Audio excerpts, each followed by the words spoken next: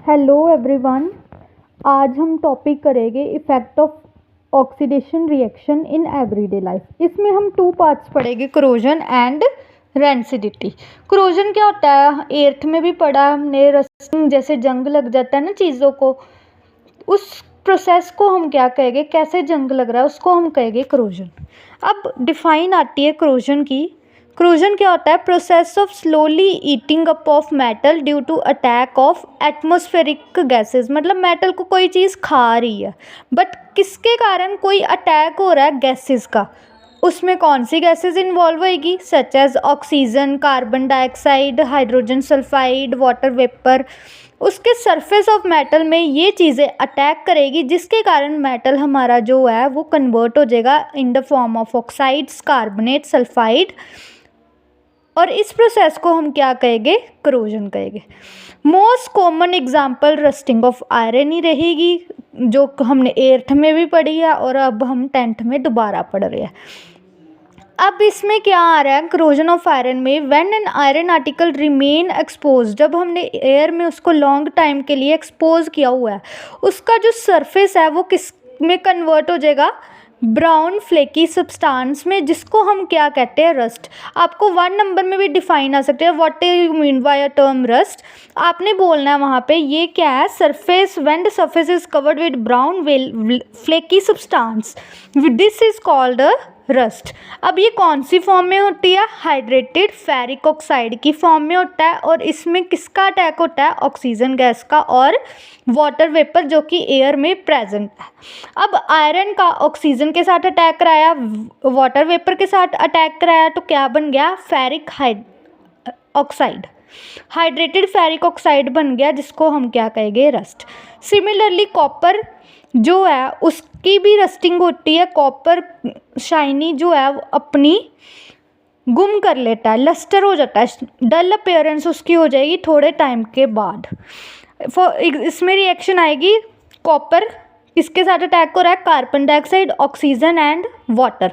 जब इन चीज़ों का अटैक होएगा तो कॉपर किस में कन्वर्ट हो जाएगा, copper carbonate, which is basic in nature and is green in colour.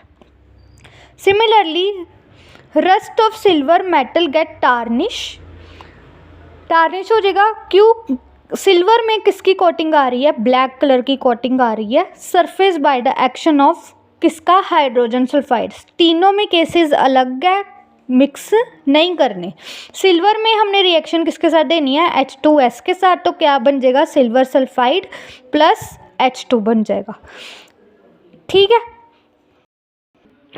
अब उसको सही करने के लिए, रस्टिंग कारण हमें बड़ा नुकसान हो रहा है, उसको सही करने के लिए हम कुछ मेथड्स रस्टिंग के पढ़ेंगे। 3 मेथड्स होते हैं mainly, by painting, by oiling and by galvanisation. Painting में क्या है, आर्टिकल्स को पेंट कर दो, आयरन गेट्स को पेंट कर दो, ताकि हमारी रस्टिंग कुछ टाइम बाद ठीक हो जाए। उसके बाद हमारा अगला आ रहा है by greasing and oiling. Grease provide कर दो आर्टिकल्स को, मैकेनिकल टूल्स, ऑयलिंग लगा लो, ताकि हमारा रस्टिंग जो है वो थोड़ा सही हो सके। गैल्वेनाइजेशन क्या होता है, ये क्या है, कोटिंग होती है सरफेस आयरन ऑब्जेक्ट की, उस किसके साथ होती है, कोटिंग कौन सी कर रहे हैं, थिन लेयर ऑफ जिंक की, उसको हम क्या कहेंगे, गैल्वेनाइजेशन कहेंगे। ठीक है। अब अगला क्या आ रहा है, रेंसिडिटी। रेंसिडिटी क्या है, अब कुछ देर बाद अगर हम देखते हैं पैकेट्स में भी कार्बन डाइऑक्साइड, नाइट्रोजन गैस भरी होती है। क्यों भरी होती है, ताकि हमारा जो वो लेज का पैकेट होता है वो क्रिस्पी होता है, वो सारा ऑर्डरलेस ना हो जाए, स्मेल आने लग पड़ती है। अगर वो ऑर्डरलेस हो जाता है, स्मेल आ जाता है, मतलब वो चीज़ क्या है, रेंसिड हो जाता है। रेंसिडिटी की डिफाइन देखो, ऑक्सीडेशन ऑफ ऑयल और fat in a food resulting in a bad smell and bad taste, उस चीज़ को क्या कहेंगे, रेंसिडिटी। मतलब जो ऑयल और फैट्स जो है गंदी स्मेल, गंदा टेस्ट देने लग पड़े, मतलब चीज़ क्या हो गई है, रेंसिड हो गई है। अब रेंसिडिटी को प्रिवेंट करने के लिए हमारे पास 4 मेथड्स होते हैं। सबसे पहले एंटीऑक्सीडेंट्स डाल दो। ये क्या है, फूड इंडस्ट्री में बड़े सारे सब्सटेंसेस होते हैं जिसको हम पैकेजिंग से पहले ऐड करते हैं, और ताकि हमारा जो ऑक्सीडेशन का प्रोसेस होना है वो थोड़ा स्लो हो सके।